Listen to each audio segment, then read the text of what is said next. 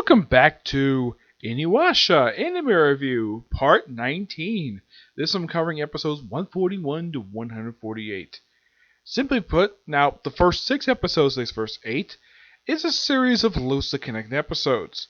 The first episode is the introduction of Entei, the demon horse, who pretty much appears in all these episodes, along with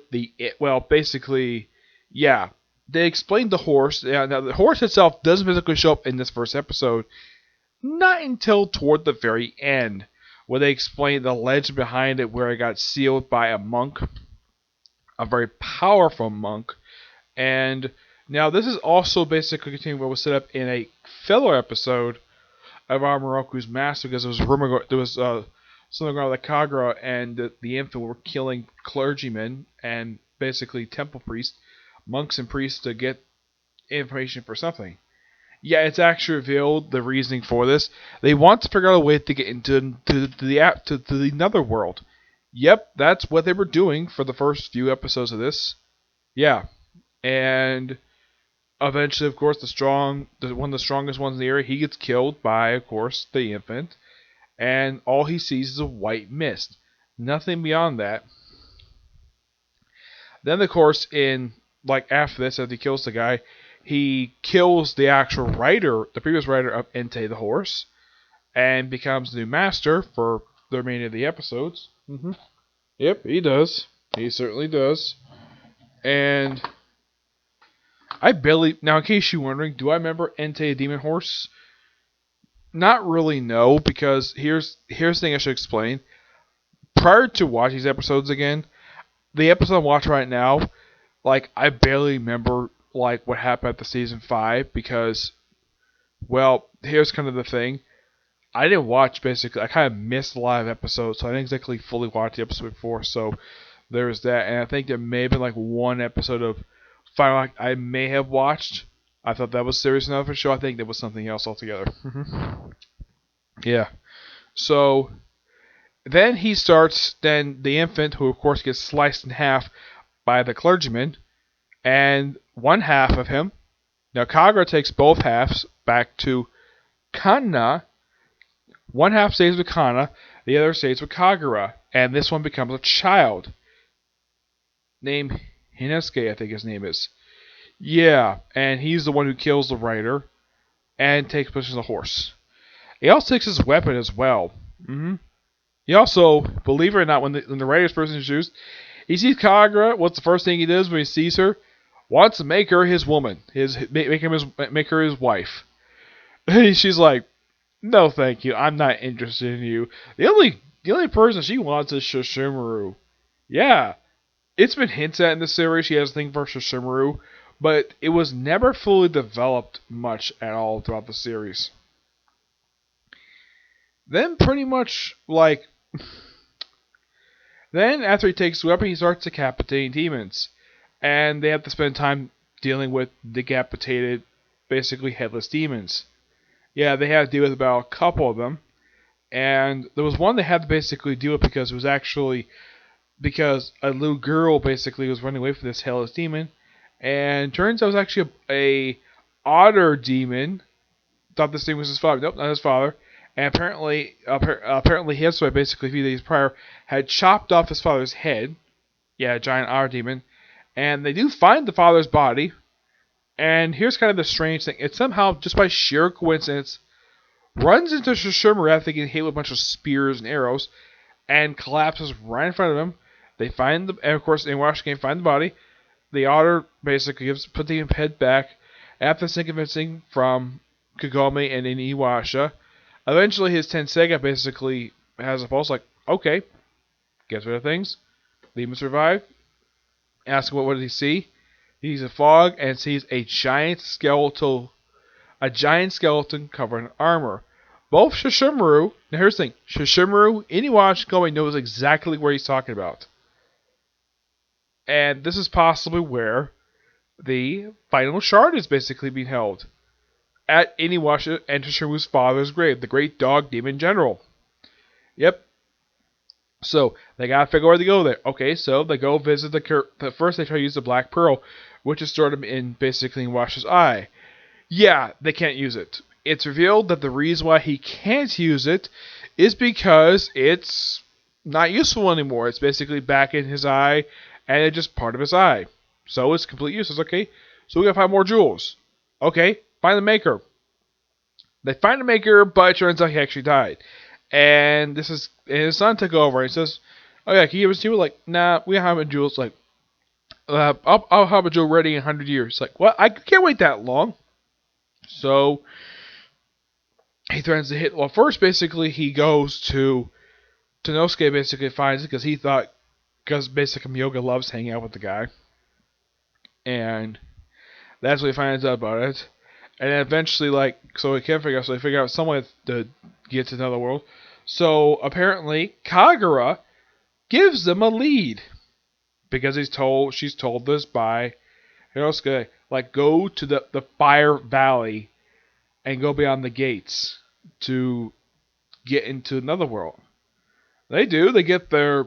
Not much. Of course, when they go to the first guy, they actually have to climb up a freaking mountainside in order to get to him. And of course, he wants to get quicker. Just use his wind scar, slice up a big, humongous rock, just so he can hop across and get up there quicker.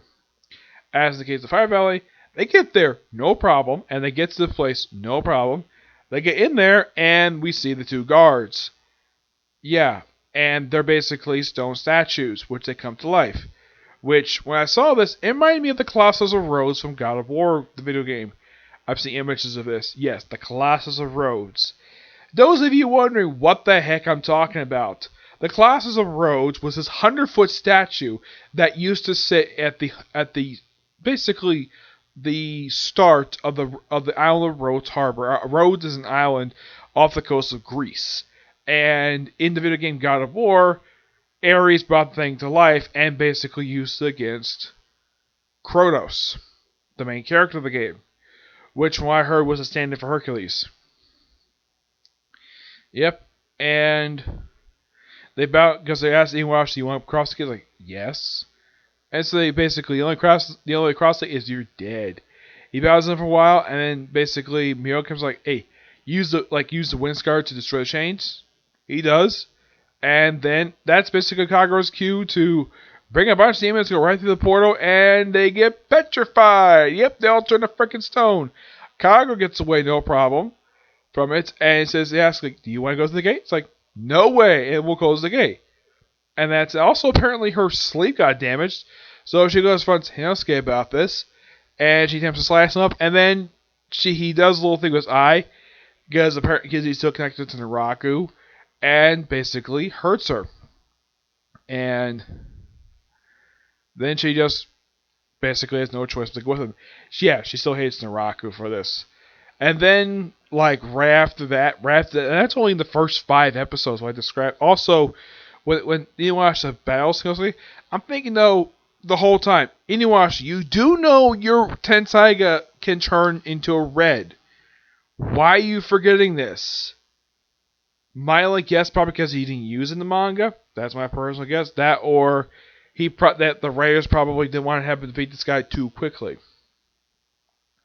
As for Inente, he just shows up 146, seeing the Hinosuke basically lean against him, and that's the last to see of him.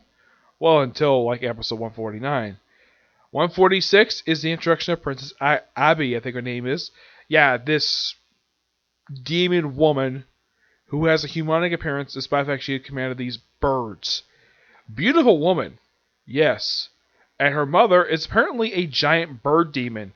Now, they don't fully show what she looks like. They see her eye. Of course, this episode has returned of Naraku for the first time since, I think, 133, I think it was. Yeah. It had been a while since he was last seen. When I saw hey, it's about time you return. It only took you 13 episodes since your last appearance to finally show up again. At least it wasn't freaking 42. Yep. And what does he do? Makes agreement with everybody to assist him in exchange for getting more blood, because it's revealed that her mother ate a poison demon, so it's slowly killing her. And the creature's children come to find her. The Rock was like, and of course he leaves poison, this poison is so weak. So he goes down, and apparently, under this poison mist, kills all of these demons in less than 30 seconds. And then he takes a part of his own body, his bones, and makes a frickin' trident. Which, appearance-wise, it looks like the same exact trident that the False Water God used. Which was also that another creature looked very similar to False Water God, used in a filler episode. Yeah, actually it was in a two-parter, No Stick with Joel Maker, that happened back in the previous season for the show. Yeah, my only guess is the reason why, probably because the writer of the series probably reused someone who used the design. Now, in case you're wondering, despite the episode being standalone, is it adapted from the manga? Yes, it's adapted from 3 chapters of manga, adapted from chapters 301 to 306. Yep, and basically attacks some villages. Of course, Inuyasha and the gang basically just investigating, come across a couple villages, basically with villages being blood's been drained, and she just happens to come across the village Inuyasha's at, fights, and they fight briefly, and then she realizes though, oh yeah, Naraku tricked me to fight him, and then she leaves, and then the episode ends basically with Naraku thinking about what's he gonna do next. And in case you're wondering, does the very next two-parter basically deal with this? Nope, it's a flashback episode. Yeah, to events prior to the events of the series. Yeah, I'd say over the course of, a month prior to the events of the series. Now here's the thing about this flashback. We see Kaede, Kikyo, Inuyasha, 3 characters who are also shown in flashback as well. This is also a bit of expansion, basically some flashback stuff, basically some shown in the series. We see Onigumo. We see a lot more of him than we see in one episode. We also see Naraku. Yes, Naraku is in this particular flashback. Along with Tabaki. Yep, making her first appearance since season 4. Though this is a flashback. For Kikyo, and of course they have a brief encounter with each other a couple times in this two-parter. The first time they basically fall inside each other to take out some demons. And then, of course, we have it where it looks like it. Now, they have the chief of the village where Sango's village came from. And he has Kala and Hiroku, the giant boomerang that Sango's. I think this is either, and this is just my personal theory about this particular character, I think this character might be Sango's grandfather. It's never explained. Yeah, of who this character is. He just referred to as the chief. He has a striking resemblance to Sango's father. I highly doubt it's her father because Sango was supposed to be 16 years old. Yeah, she was born 16 years prior to the main present day stuff for the feudal era stuff. Feudal Japan stuff. Yeah, 16 years. She's like a year older than Kagome. And this, I don't, like I said, I don't think this could be her father. I think it's her grandfather. Yeah, I think it's her grandfather. Though they don't say who it is. Kalala's there. We also see Mistress Centipede. Yeah, she's in here. Despite the fact she got killed off back in episode 2. And this apparently is before she died. Apparently this demon's been killed twice, according to this flashback episode. Yes. First killed by demon slayers. Came back. Oh yeah, apparently she had the jewel. Yes, somehow she got it. At this point, it's never explained. And then they try to kill her. She gets away. And then Inuyasha kills her twice. Yeah. This is also, and you also have Onigumo have a flashback encounter to come to Naraku. Yeah, they actually show the same footage from the episode, but they actually edited him screaming, which I'm like, wow, Sunrise, you're really overdoing with this one. At least I'm glad they're not graphically showing him getting eaten by a bunch of demons. Yeah, that would be kind of dumb. And we slowly get a chance to see Inuyasha's first meeting of Kikyo, their relationship building over the course of these 2 episodes that was initially aired in Japan as an hour-long special. And eventually to them him revealing he wants to get a wish.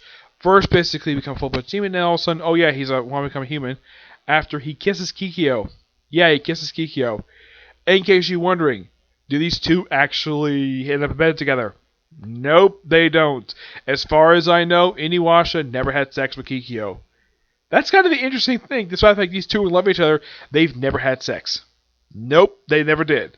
And apparently, according to Kikyo herself, apparently power is weak just because she fell in love with a hat demon.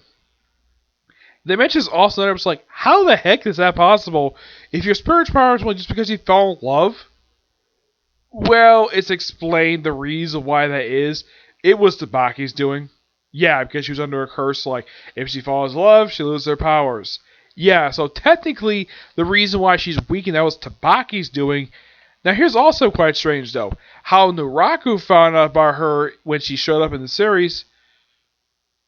Not necessarily explained, per se, but they do show her in flashback later. Yeah, they do show basically her last encounter with Kikyo, where she had the snake thrown into her eye. Which basically kind of expands it. It's basically the same photo we saw previously. And what else? Mostly put after that, we just lead directly into the pilot episode, which most everything's the same. Though one thing that is never explained in the series, okay, Inuyasha, the tree he was at, is called the Tree of Ages. Why in the world is it that when he's first sealed to the tree, and of course it's hinted at that the arrow he was hit with wasn't a sacred arrow, but it was a sealing arrow? Yeah, as for the reason why Kikyo did this, Kaede, it never figures it out. Yeah, apparently this whole thing is narrated by, this whole two-parter is narrated by Kaede. Yeah, this one also reveals something that's never been explored in the series. How did Kaede lose her eye? Apparently she lost her eye via demon attack in the village. Something that actually did not happen in the manga. That was something made for the show itself. But it does kind of explain how her eye got the way it is. And let's see. Yeah, and of course they show actually Kikyo dying, and of course them burning her body. And then we have the first time ever in the series we see Kagome as a baby. Yes, the beautiful Kagome as a baby. And then after that, we talk about 50 years later to her start of the series, leading directly into like the stuff that happened in the first season of the show. Yep. And that's pretty much it. What happened in this two-part? That happened in these 8 episodes. Yeah, episodes are good. Help sets up pretty much what we're gonna see for the rest of the season. And we're actually going to another world battling the Raku. This is gonna be interesting. I'm looking forward to it. Yep. So yeah, that's it for this particular review. Yeah, I have no more videos. I have no other time to do another video today. I'll probably do the next part of this probably tomorrow at best, along with a review of the news episode of Black Clover, which is gonna be a canon episode. I wonder how. I think it's probably gonna be just one episode, one canon episode, and then we're gonna go right back to filler stuff. Yeah, that's probably what's gonna happen for the next episode after this kind of week. Yeah, because here's the kind of thing. There's not much left of this arc to adapt. And also not much of the manga to adapt either. So, yeah, maybe they're going to adapt here and there. But I'll figure out more when... I'll tell more when I talk about the Black Clover episode tomorrow, okay? But until you see you next video. Bye.